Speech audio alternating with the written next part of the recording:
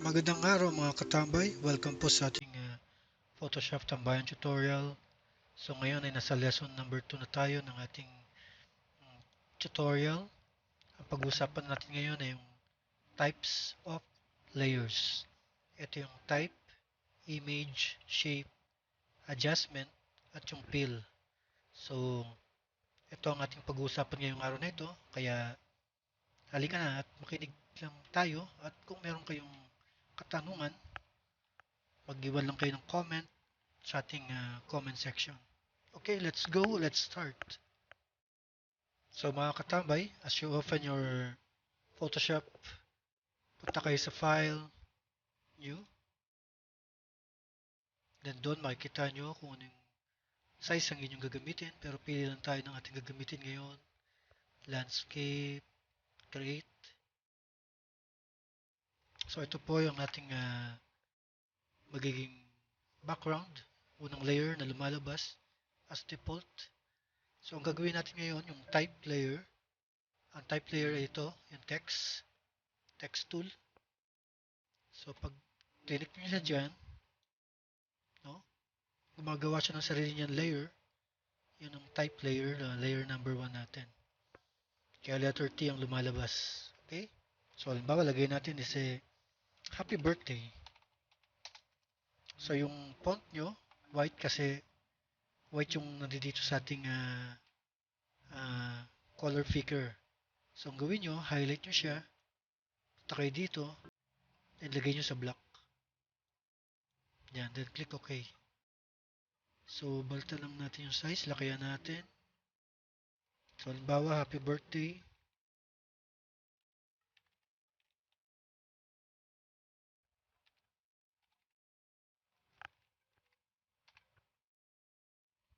Yan ang ating unang layer.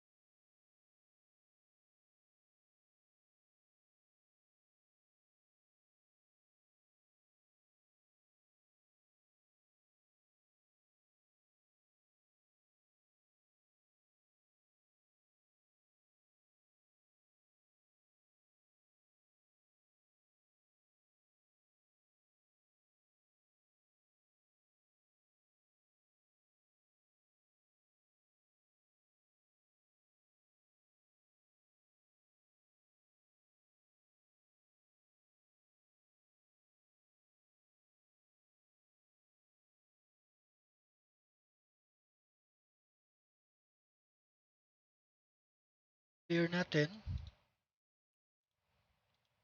no? Kung gusto siya pumunta sa baba, so naka ano rin siya, no? Pwede nyo siyang i-drag pababa, no, mga katambay. Kung gusto nyo siyang mapunta sa ilalim ng picture, yan. Yan. So ang adjustment layer naman, ito yun mga katambay, ang adjustment layer.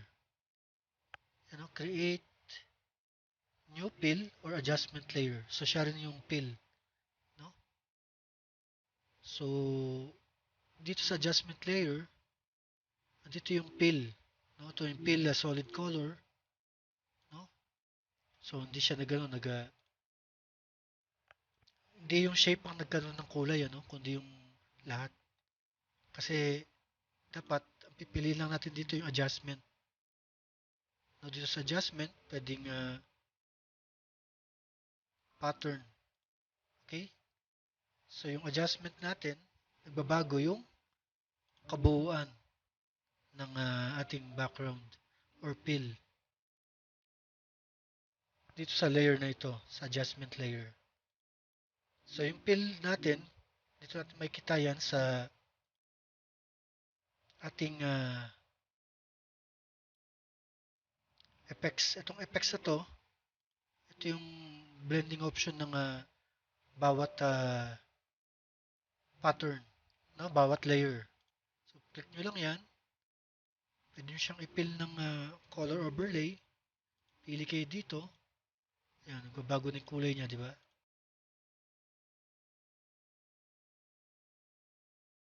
So, hindi pala siya yung fill. Kumbaga siya yung magbabago. Kung gusto nyo baguhin yung kulay, pupunta kayo dito sa effects. No? Para baguhin yung kulay ng inyong shape layer. Dito sa effects. Hindi dito sa adjustment. No? Kasi itong adjustment, buong layer ang binabago nito. Na buong background. Kagaya nung pili tayo ng gradient. So, buong layer siya, buong ano siya, yung background na binabago niya. Sa gradient naman, ganyan mga katambay. Click nyo OK. Gusto nyo nang baguhin yung style, radial. Tapos reverse. Tapos yung scale, baguhin nyo. Ganyan, counting effect. So yung inyong gradient color na fill kanina, yung fill layer nito, drag nyo lang pababa, hold click,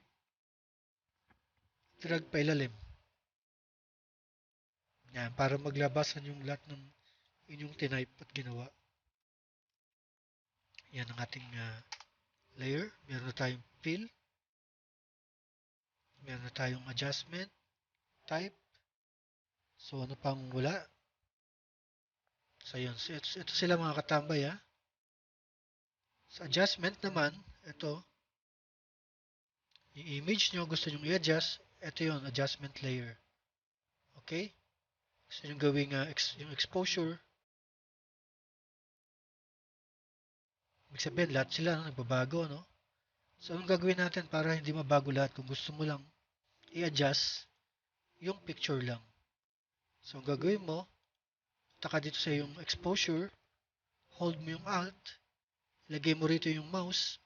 Pag nakita mo yung ganyang symbol, click mo na. Ibig sabihin, nag-clip mask siya dun sa picture, sa ilalim. Ito, yung babaguhin natin. Siya lang yung magbabago. Kumbaga, hindi madadama yung iba. So, subukan natin, exposure. Double click nyo